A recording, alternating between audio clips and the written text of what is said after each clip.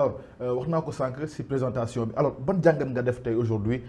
ci élection locale yi waajtaay yi ndax nag des na pratiquement 2 mois 60 jours yoo xam ne xëcc jëm ci élection locale yooyu ban jàngat nga ci am monsieur Sow. alors jàngat mu ci am mooy respiration démocratique wane ne Sénégal quand même c'est un pays de démocratie ku bëgg samp sa ndënd nga am noo ko sampee nga samp ko benn mag daf ma doon wax ne bu nit ñi dul wax fital yi dañuy wax ñun nag suñu chance mooy Sénégal les gens se parlent directement se parlent par personne interposée dinañ waxante aussi dans la presse et boo xoolee sax li fi nekk ci ay journaux ay télévision ay rajo sans compter la presse en ligne loolu lépp dafa wone une respiration démocratique bu am Sénégal donc c'est un pays de démocratie boo xam ne li ñu jëm nii gis nga engouement bi ci nit ñi am te jàpp naa ne lenn ci en tout cas ñu bëri ñi nga xam ne ñu ngi ci sóobu leen ci soxal mooy defar seen gox fa ñu dëkk parce que élection bi aussi c'est surtout ça c'est des élections locales donc c'est pour naka la ñuy fexee ba suñu koñ yi set suñu kër yi set suñu gox yi set et moi j'encourage tout le monde na rafet rek na compétition bi saine une compétition saine je veux dire jarul xeex jarul xuloo jarul gros bras jarul dara parce que mais gis nañ ko ci justement fi nga xam ne xaaruñu ko fa sax parce que Casamance ku ne xam na ni dafa nekk dëkk boo xamante ne nii ci biir Sénégal dëkk la bu am solo dëkk bu am taxawaay te liñ fa sàkku mooy jàmm ak dal rek lañ fa bëgg. xam nga président bi mu toogee ba léegi vraiment def na jéego yu am solo ci jàmm Casamance. oui du ñu dem nag ba yegg ci benn processus de parachèvement jàmm jooju. ñenn ñi peut-être pour leur intérêt crypto personnel wala pour leur ego bëgg indiwaat ay foofu ce n'est pas acceptable. ce n'est pas ñenn ñi ñu ngi tudd seen camp waa Benno Bokk Yaakaar. fu mu mënti jógee ak fu mu mënti jógee c'est pas acceptable. c'est pas acceptable parce que dafa di zone bu nga xamee ne dafa mel ni tey néeg boo ci sottee pétrole wala essence waroo fa tux waroo fa taal allumette loolu kese la je crois que ku ci nekk war nga mën a génne sa programme fësal li nga bëgg defal nit ñi ñooñu xool bu leen dayul ñu tànn keneen. jëru xuloo jëru xeex. ban appréciation nga ci am sa tool parce que xeex bu foofu du benn yoon du ñaari yoon lañ ci dem ay blessé am ci ay gaañante tojoon tey bopp yooyu yëpp deret di fa tuuru ban appréciation nga ci am justement ci classe politique bi de façon générale ak appel bi ñu ci lancé. dama koy ñaawlu parce que man Benno Bokk Yaakaar laa bokk suñu leader di président Macky Sall sénégalais yëpp liñ ko mën a seedeel mooy nit ku yaru la nit ku dal la waaw boo kooku nag mënoo nekk ak moom ba pare di am leneen wala dafa wax ne mënoo nàmp voilà meew bëgg gàllkaan yi c'est pas possible il faut que ñun ñi nga xam ne ñoo nekk ak moom aussi ñu jël ay jikkoom jëm ko épouser partout où nous sommes ñu wane ne ñun borom càq du xeex ak borom baatu nen la olof di wax c'est-à-dire ñun aujourd'hui nous avons la responsabilité tabax dëkk bi yow mi nag war a tabax ak ki nga xam ne moom dafa bëgg nga pousse pour mu tabax bokk leen responsabilité ñàkk bokk responsabilité boobu dafa war a tax nga am benn taxawaay bu wane ne yow mii buñ la joxee di nga matale li nga xam ne loolu la leen dénk donc moi je lance encore une fois de plus un appel à tout le monde ba pare nag ak parents yi ñu téye seen doom yi ñu bañ leen instrumentaliser di leen dugal ci ay voilà un petit 10 000 francs parents yi moom nag vraiment moom amuñ ci am peut-être bu fekkee am nañ ci part de responsabilité bëriwul mais yéen kay yéen a ci am part de responsabilité. oui mais moo tax gis nga man damay lancer toujours appel dama naan à la place de l'argument de la force là wane ne man dama am doole non da ngay indi la force de l'argument nga wane ne man mën naa convaincre nit ñi ndax jox ma defaral la sa yëf jarul xeex jarul xuloo jarul may ñëw sa kër ak fukki garde corps. est-ce que loolu rek moo ci laxasu. lan moo ci laxasu leneen man gisuma yeneen enjeu parce que dama jàpp ne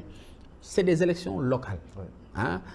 locales mooy fa nga dëkk naka ngay yokkee santé bi naka ngay yokkee éducation bi naka ngay yokkee defaree cadre de vie bi waaw mais loolu ki nga xam ne moom ngay dem pour mu voter la xaalisam la lay jox pour nga liggéeyal ko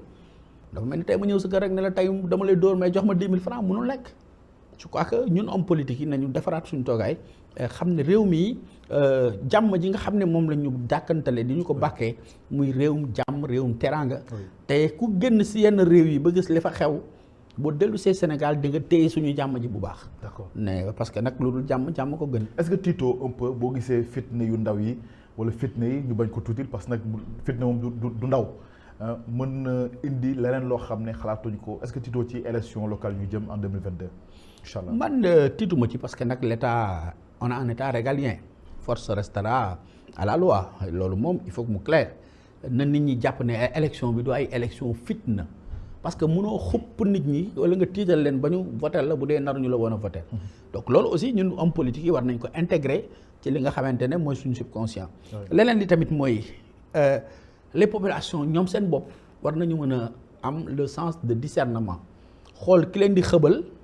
di leen xupp pour ñu voter ko pour ay intérêt personnel am ak ku nga xamante ne dafa ñëw pour waxtaan ak ñoom. loolu dafa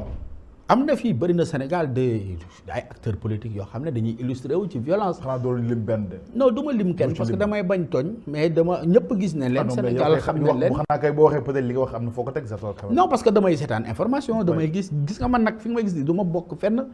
fu am ay xëyroog ngaayoo c'est mon principe parce que dama jàpp ne pour vraiment. mais ñan nga gis ñuy def loolu aujourd'hui tey ci langue politique. oui y en a beaucoup y a des leaders politiques ci loolu du ma tudd kenn. parce que comme ñan quoi mais du ma leen may non du ma leen may promotion pour mu leer ci Sénégal yi ñuy xam nga du ma may kenn xam nga Sénégal le débat politique dafa am violence léegi depuis un certain temps depuis que mu am yenn nouveaux acteurs politiques yoo xam ne dañu jàpp ne la politique passe par la violence te man dama jàpp ne Sénégal depuis ay Senghor depuis Abdoulaye Wade dañ daan tooñoonte ay Boutade monsieur Forage madame Moulin et cetera c'était gai terewul woon ku nekk di nga wax sa morom mais li nga ko bëgg a wax tey nit ñi jàmm ak salaam la ñuy nekkee mais quand on vient maintenant da ngay gis ay gourdin da ngay gis ay affaires yoo nga xam ne pour man ce n'est pas ça la politique parce que képp ko jàpp ne yow da nga war a dem meeting yóbbaale sa yat ak sa jaasi mais demoo meeting quand même wala demuloo réunion politique. parce que réunion politique ban ko gis loolu je veux dire. non mais surtout dans l'opposition da nga koy gis am na ay leaders yu nga xam ne dañ koy prôné di ci wax non du ma tudd kenn parce que damay bañ tooñ ñoom ñëpp pratiquement moom ñu ngi ku ci nekk yaa ngi gis sa wet peut-être ay nervi ay gros bras yoo xam ne ñu ngi lay accompagner. en tout cas ce n'est pas normal man daal li ma bëgg a wax mooy ci tënk violence daal ñun acteurs politiques yi war nañ ko bannir ci champ politique bi fexe ba daal champ politique bi nit ñi ñame cee dugg si ñame cee ñëw liggéey si parce que damay dégg way boo xam ne non yéen politique yi du ngeen dara du ngeen lii mais c'est à nous de polir la politique ñu ngi koy poliré defar ko ba képp ku nga xam ne tim nga ko bu dee lekk di nga ko ñemee lekk. alors vous les gens de Benno Bokk Yaakaar lu tax ngeen accuser wala ngeen jàpp ni Pastef dafa nekk un parti violent.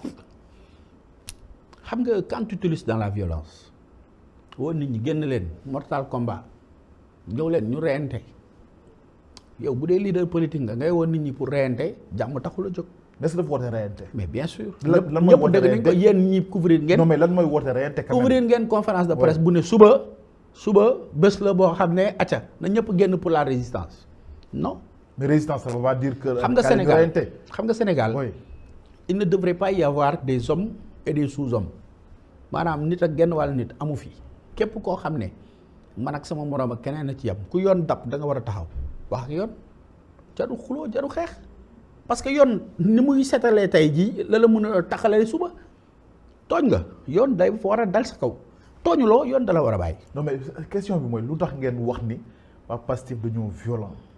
mais même dans le discours. Oui. Quand je dis waa Pastef sax c'est trop dire mais l'essentiel du message bi nga xam ne da nga koy sentir même dans les réseaux sociaux parce que ñun tam ñu ngi ci réseaux sociaux yi le manque de tolérance le manque ba ci yéen journalistes yi sax vous n'êtes pas épargnés ça c'est un phénomène nouveau au Sénégal am na sax journalistes yoo xam ne ñameetu ñu wax seen xalaat